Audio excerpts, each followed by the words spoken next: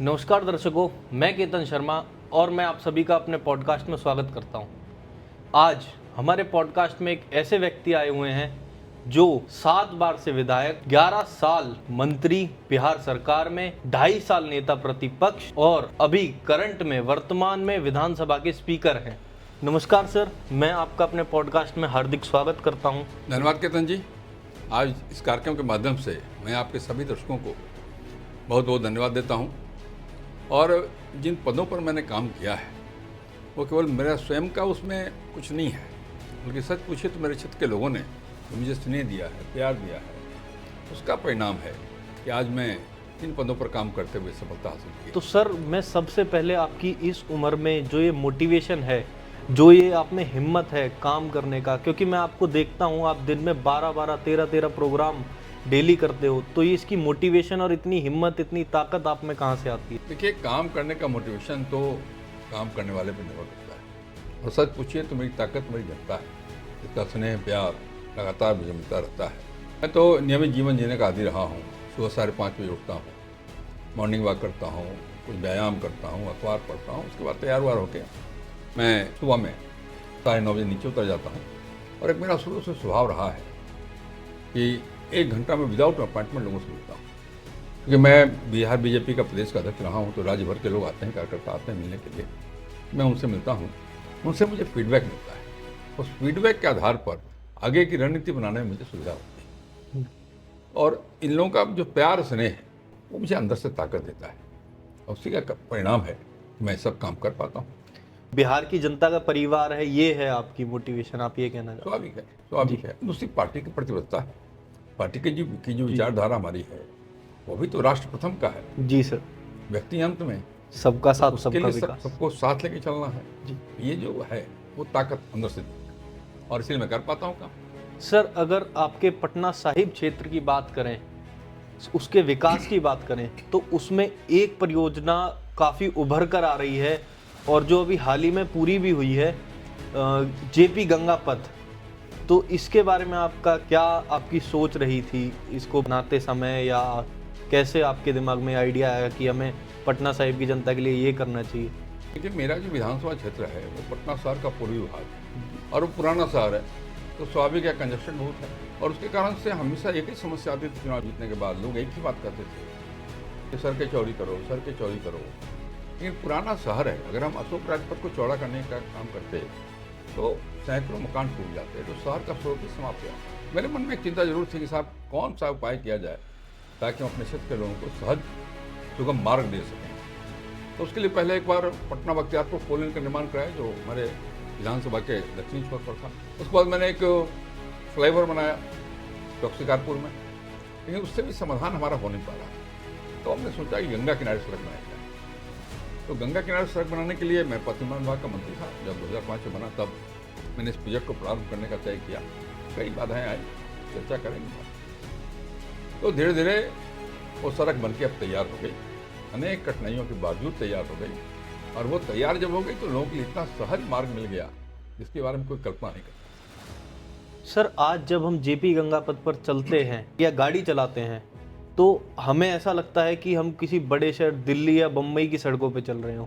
ये साफ सड़कें, इस पर साथ में वॉकवे या पेडिस्ट्रियन वॉक आपने निर्माण कराया, और इस पे काफ़ी सारी, जैसे मरीन ड्राइव का भी इसकी वजह से ही निर्माण, या हम कहें एक टूरिस्ट स्पॉट पटना की जनता को मिला है। तो इसके पीछे आपकी क्या दृष्टि थी, क्या क्या मतलब चुनौतियाँ आई इसके बारे में? ये सच बात तो यह है कि हमने सड़कें बनाई थी केवल, जी। एलिवेटेड रोड था हमारा। हमने सोचा नहीं था कि इस प्रकार का वो स्पॉट बन जाएगा। जी। लेकिन जैसे जैसे सड़कों के निर्माण का काम पूरा हुआ, वैसे वैसे वो पूरे शहर के आकर्षण का केंद्र बन गया, और अब वो टूरिस्ट स्पॉट बन गया। आप जब भी कभी शाम को जाएं तो आपको हजारों लोग वहाँ मिलेंगे। जी। पूरे परिवार के साथ आते हैं, पिकनिक मनाते हैं। बाकी मॉर्निंग वॉक करने वाली संख्या बढ़ गई। जी। अब धीरे धीरे उसको अलग प्रकार से विकसित करने की योजना बन गई। क्या आप इसके जो निर्माण में चुनौतियों का सामना सरकार को, आपको, या जिस संस्था ने इसको बनाया उसको, जो समस्याएं आई थी इसका निर्माण करते समय, उनके बारे में कुछ एक बार आप बताना? चुनौतियाँ तो बड़ी आई भाई, चुनौतियों की इतनी लंबी फहरिस्त है कि बहुत समय लगेगा। एक तो स्वाभाविक है, गंगा नदी के किनारे अगर सड़क बनानी थी पर्यावरण की स्वीकृति चाहिए, मिट्टी का किस्म कैसा है, गंगा की धार का प्रॉब्लम, ये तो था ही था।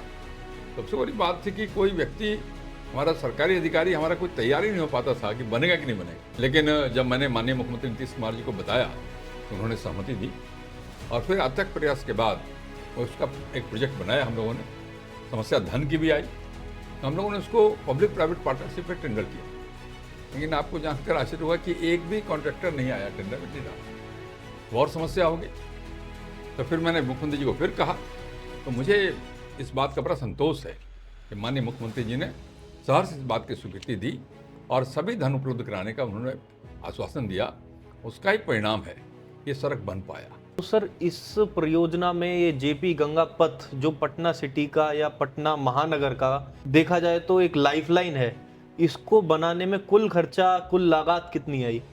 क्योंकि इस परियोजना की लागत जब हमने पहली बार सोचा था तो लगभग 2000 करोड़ का आ रहा था, लेकिन धीरे धीरे एलिवेटेड रोड की संख्या बढ़ गई, तब ये कुल मिलाकर आप 4000 करोड़ के आसपास का एक पूरा प्रोजेक्ट हो गया है। कुछ और काम बाकी उसको भी करना है, लेकिन आवागमन चालू हो गया है। और सच पूछिए तो ये केवल सड़क नहीं, बल्कि ये तो पटना के भविष्य की आधारशिला है जी। और ये भविष्य में इसका और विस्तार है। तो सर, जो आप विस्तार इसका भविष्य में बता रहे हैं, तो वो क्या क्या इसमें विस्तार होने वाला है या कहाँ कहाँ से इसकी कनेक्टिविटी होने वाली है, किस किस परियोजनाओं पे काम चल रहा है और क्या क्या आने वाला है, उसके बारे में कुछ देखिए, हम लोगों ने जब ये बनाया दीघा से दीदारगंज, तो केवल दीघा से दीदारगंज आने वाले लोगों की संख्या नहीं हो सकती, फिर इसके बनने का वो लाभ हमको नहीं मिलता अगर हम इसको शहर से नहीं जोड़ते। तो हम लोगों ने इसको अशोक राजपथ से कनेक्ट किया है। कुल मिलाकर 9 स्थानों पर इसको हम लोगों ने अशोक राजपथ से जोड़ा है।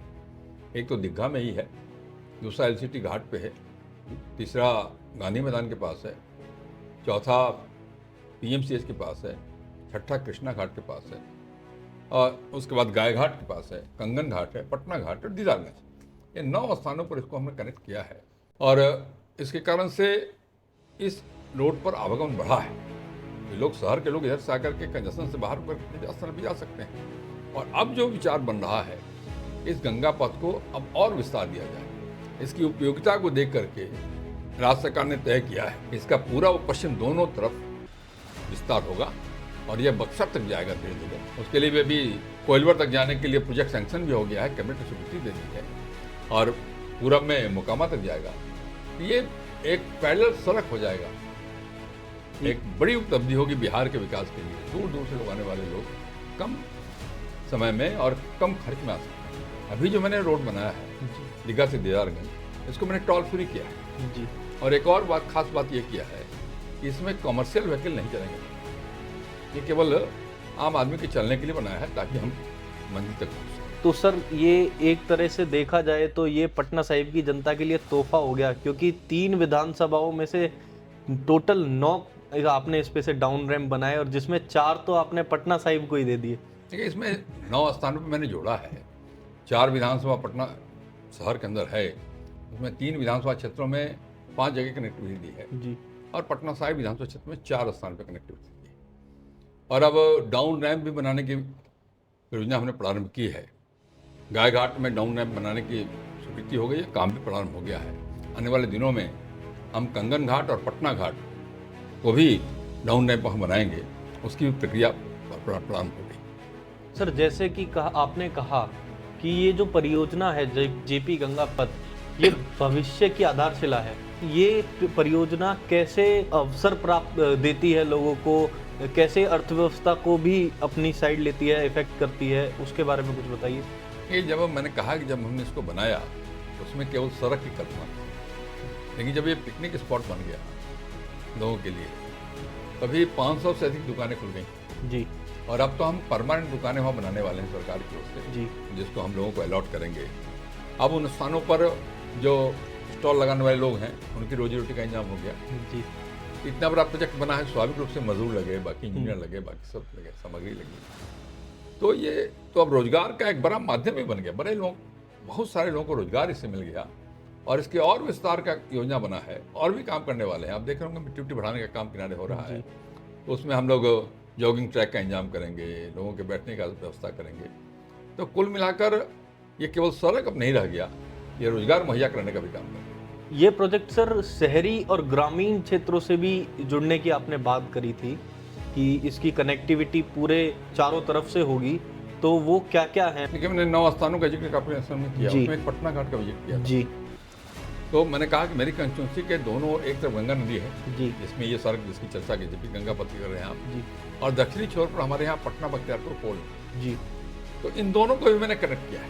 जी पटना घाट से जो सड़क जाएगी वहाँ रेलवे लाइन तक है, जी तो रेलवे से वो जमीन परचेज किया सरकार ने, हम्म, और वहाँ एक सड़क बन रही है इसको कनेक्ट करता हुआ।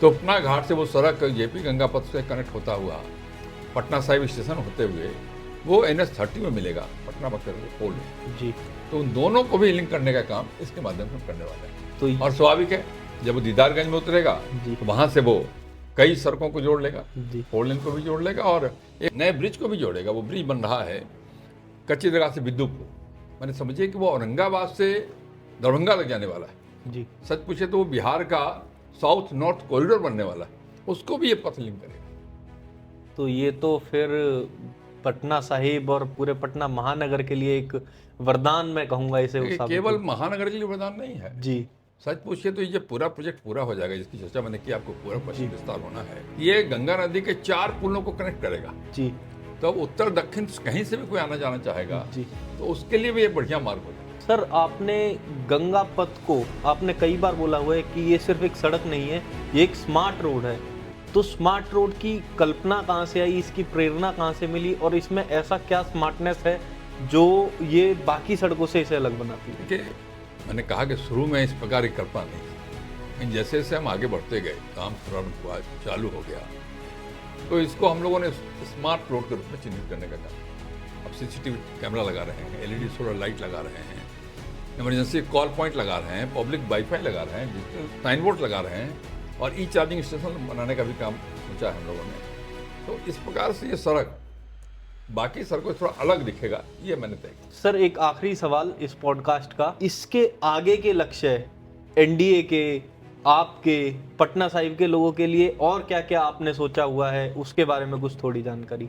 देखिए, एक तो हमारे पास सभा करने के लिए एक स्थान है गांधी मैदान, जी लेकिन इस रोड को बनने के बाद गंगा किनारे हमारे बहुत सारे स्थान मुझे मिल गए जहाँ पब्लिक मीटिंग कराएंगे, जी लोगों के पब्लिक मीटिंग वहाँ होंगे। साथ साथ हम वहाँ पार्क एक डेवलप कर रहे हैं, जिस पार्क में बच्चों के खेलने के लिए सारे साधन उपलब्ध होंगे, जिम वहाँ उपलब्ध होगा, म्यूजिकल फाउंटेन होगा, कई प्रकार की चीज़ें डेवलप करेगी। तो उसके कारण से इसका स्वरूप भी बदलेगा, इसकी उपयोगिता भी और बढ़ेगी। बहुत बहुत धन्यवाद सर आपका, हमारे दर्शकों के को गंगा पथ और पटना साहिब के लोगों के बारे में इतना सब बताने के लिए, पटना साहिब और कैसे विकास के कार्य ये सब हुए, इन सब के बारे में जानकारी देने के लिए बहुत बहुत धन्यवाद। देखिए, मैं आप सबसे एक ही बात कहूँगा, ये बदलाव किसी एक व्यक्ति का नहीं, जी बल्कि समझिए कि सरकार के सोच का परिणाम जी और विशेष करके माननीय मुख्यमंत्री श्री नीतीश कुमार जी और तत्कालीन उप मुख्यमंत्री स्वर्गीय सुशील कुमार मोदी के बिना सहयोग के पूरा नहीं हो सकता था। मैं लोगों से अपील करूंगा कि आइए हम सब मिलकर के इस सफ़र को और सुंदर बनाएं। बहुत बहुत धन्यवाद।